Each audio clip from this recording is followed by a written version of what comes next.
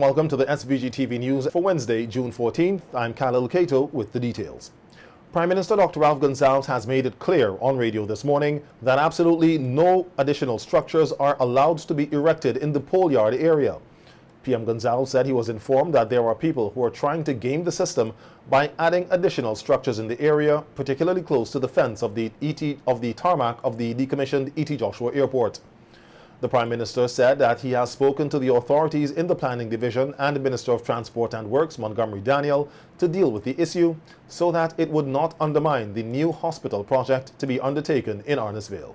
Which I've asked the planning authorities to deal with, has brought to my attention that some people who are trying to game the system want to go and put up additional structures in pole yard. I made the point clear already, and I want everybody to hear me again on this with absolute clarity. We know how many persons were there at a particular time, the structures, and we have said that nobody must put up any structures after that time. If you want to facilitate, if you want to get facilitation with housing, you can make the representation to me or to the Minister of Housing. You can write, we can meet and so on and so forth, because this is done all the time. But you can't go there to put up additional structures to try and jump the queue and game the system. And why I'm talking about this in relation to the hospital now, some persons are trying to they start half a dozen of them, some structures which come close to the fence.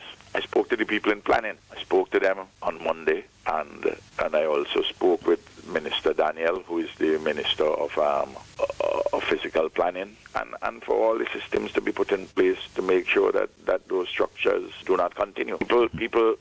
I'm going to be very firm on that. We are providing a lot of housing for persons, and I know other persons are interested in housing. Particularly people are migrating from the rural area and coming into closer to the city and things like this. Mm-hmm.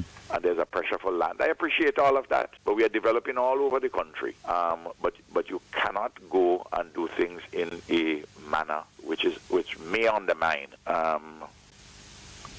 big projects of national development, and which in fact is creating additional problems for those themselves who try to game the system.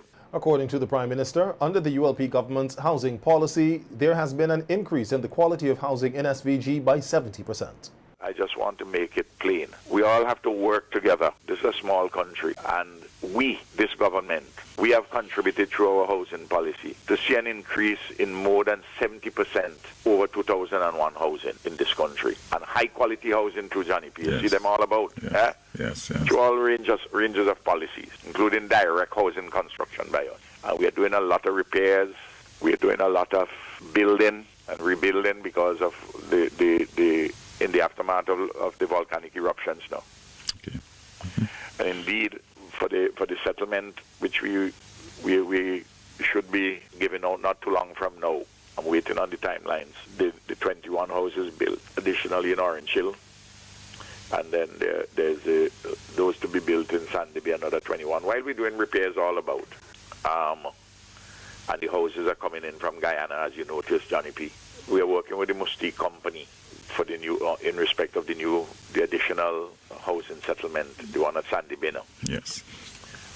On lands belonging to Montgomery Daniel. One of the things which we want to do is to have a community housing association for those two housing projects, and maybe even include the one which we did, the 27 houses which we did, which we have given out already. Yes.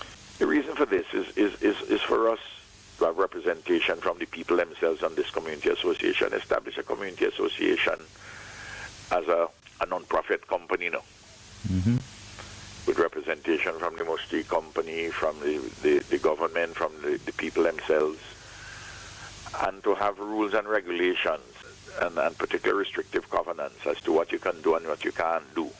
On the $600 million EC dollar port modernization project, the Prime Minister said it is on track to be completed by 2025. I think I reported that, as everybody knows, the dredging is finished.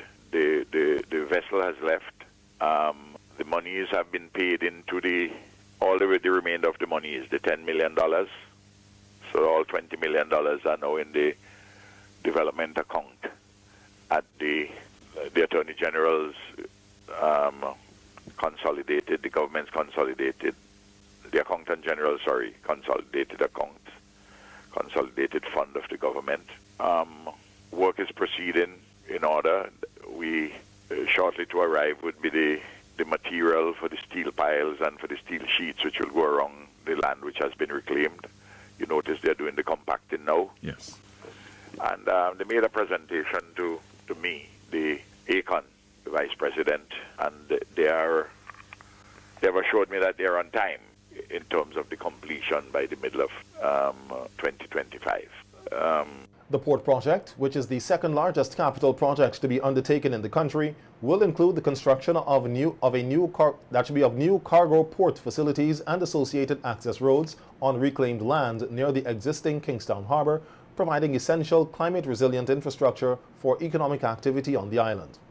The project is being carried out by Aecon Construction out of Canada and is funded by the Caribbean Development Bank, the British government, and the Export-Import Bank of Taiwan. With the interview exercise or the fieldwork of the 2023 National Housing and Population Census expected to commence just after Census Day tomorrow, Chief Statistician in the Ministry of Economic Planning, Laverne Williams, is assuring members of the public that the information they provide to the enumerators will be kept confidential, as they are all expected to take an oath of secrecy before they go out into the field to collect data. So they have to take the oath of secrecy even before they go to the field. So we're making arrangement to have that done at least Thursday, the latest. Before they be exposed to any sort of data at all, they must take the oath of secrecy. It has to be, they have to be sworn either before the chief statistician, myself, or a justice of the peace. So that will be done before they go to the field to start the listing on Friday. The Statistics Act, Census and Statistics Act number 24 of 1983, as I said, confidentiality is really enshrined in the act because because it is a legal undertaking. The statistical office has to ensure that this is done and this is in place. And even after they would have completed their assignment and they turn over back the data to their supervisor, they must do a form of declaration when that information comes back to the office to say that, they're really vouching to the accurateness and the exactness of the data that they would have taken. Williams said there will also be added security features which will be put in place to protect the data collected. We're placing a software on the tablets that will, if for any reason the tablets get lost in the field, that we can, from the office point, we can shut down those tablets with the data. Okay. So that's another security feature that we will be working with for the tablets. So again, I just want to assure persons that the data collected, that the data that you will provide is very confidential and it will be kept in the strictest of confidence, because even when the data will be disseminated, it's not going to be disseminated at a micro level, as I said before, so that you will see Johnny P's household data. It's not going to be disseminated in that. It's going to be a whole picture, and aggregated data will be disseminated. The fieldwork for the Housing and Population Census 2023 is expected to run for 3 months. A 2-member delegation comprising Minister of Health Sinclair Prince and Medical Officer of Health Dr. Roger Duncan is currently in Barbados for a high-level technical meeting on chronic non-communicable diseases, NCDs, and mental health. The 4-day Pan American Health Organization PAHO World Health Organization meeting involves ministers of health from small island developing states, or SIDS, across the world, as well as other high-level health officials. Among the issues to be discussed are the impact of NCDs, individual governments' plans to tackle these, as well as the consequences of climate change on NCDs and mental health. Minister Prince said NCDs are the greatest public health threat of our time, and the government of St. Vincent and the Grenadines is placing great emphasis in responding to them.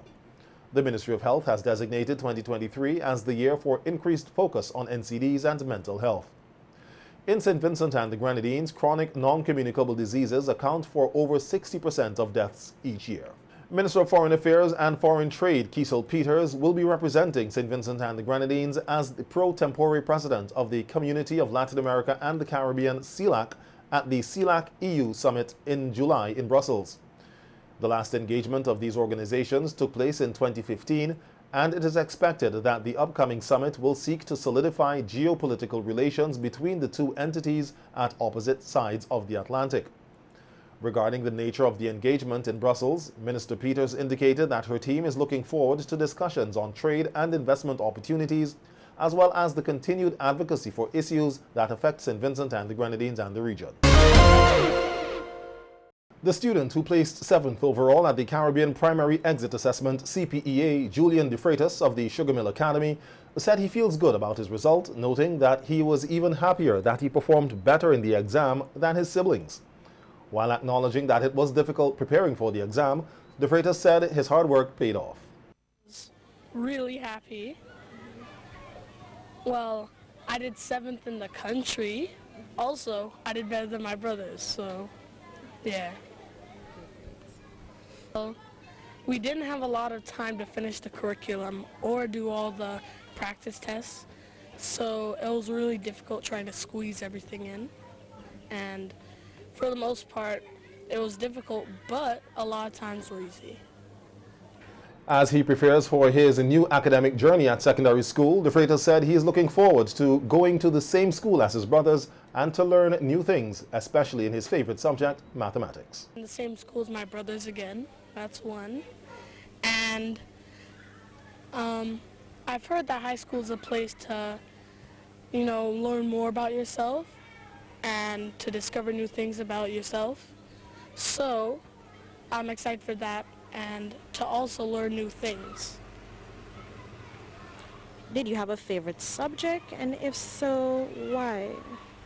Well, I think mathematics, because I found it very easy all my time in school, and there are only a few topics that, I had trouble with. So mathematics is my favorite. Meanwhile, Caden James, also of the Sugar Mill Academy, who tied for 8th place for males and 10th overall at CPEA 2023, is encouraging other youngsters to keep pushing ahead to accomplish what they want, noting that hard work pays off in the end. Caden says he was shocked by his result, noting that while he knew he did well in the exam, he did not expect to place in the top 10. Extremely happy and shocked because I expected to come low down in the numbers. Oh, that's great. So what was your support system like? Did you have a strong support system? Like, did your parents or your teachers supported you? I think everybody supported me and pushed me to do my best. James said he is also excited to meet new friends at secondary school and to continue to get good grades. Looking forward to meeting nice people and doing good on my tests in secondary school. Okay. So did you have to give up any special hobbies that you really liked to just sacrifice in preparing for CPEA? Not really.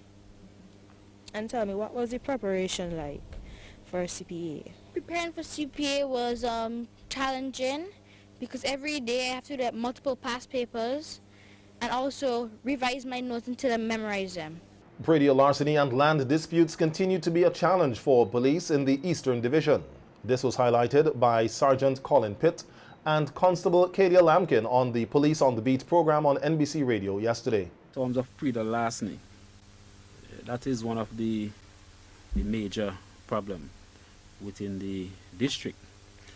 We also have some domestic disputes and land disputes. In respect of the pre-larceny, that dealing with the theft of animals, farm produce, and so on, the police alone cannot do it.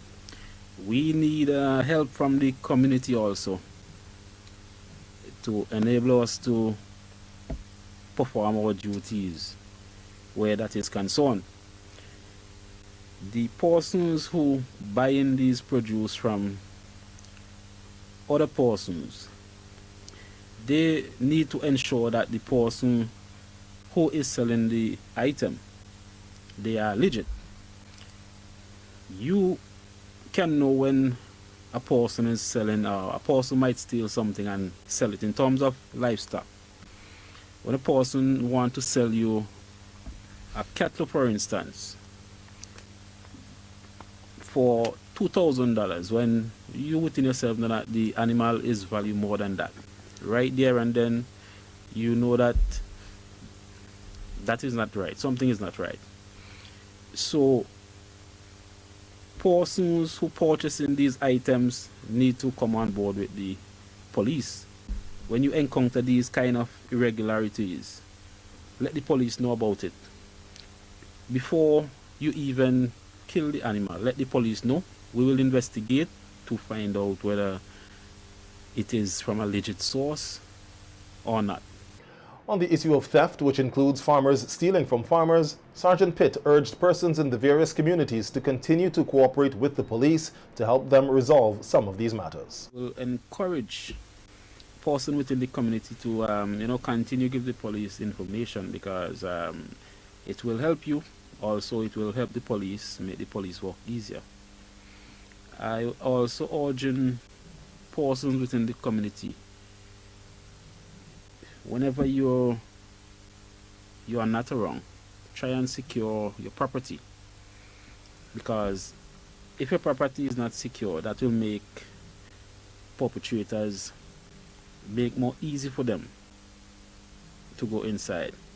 So try to secure your property, including your houses, your animals, so that at the end of the day it will be easier for everybody. So continue to give the police the information, and the police will act on whatever information we receive. I can assure you, going forward, we want to have a better relationship with the public. East Caribbean Feeds has partnered with Quartz Ready Cash to engage local farmers in another information-packed agribusiness seminar. The event is scheduled to take place on Wednesday, June 21st from 8 a.m. and end at 2 p.m. at the Methodist Church Hall. A news release from East Caribbean Feeds says this is the fifth in a series of agribusiness seminars and town hall meetings held locally and regionally, specifically geared towards the growth of animal farming businesses and industries. The company says the agribusiness seminar, which was initially held in St. Vincent in 2022, has also been held in St. Lucia, Barbados, and recently in Antigua in May 2023, where East Caribbean Feeds first partnered with Quartz Ready Cash to provide livestock farmers with the full package of skills, from farming best practices to financial growth guidance for their livestock businesses. According to East Caribbean Feeds, the seminar offers a great networking opportunity and would be complemented with Quartz Ready Cash's offer of microfinancing to all agricultural farmers from their $20 million EC dollar fund. At the seminar, there will be presentations from Dr. Tahoma Richards, Technical Product Manager of East Caribbean Feeds, and hosts of the Tips with Dr. T social media series. Quartz Ready Cash will also address the financial expertise needed for farm management and how their agricultural micro-business loan can help. Livestock farmers interested in attending the seminar are asked to register at the ECGC Cash Desk or Feeds Warehouse in Camden Park, in-store at Quartz Ready Cash, or on the Facebook pages of both entities.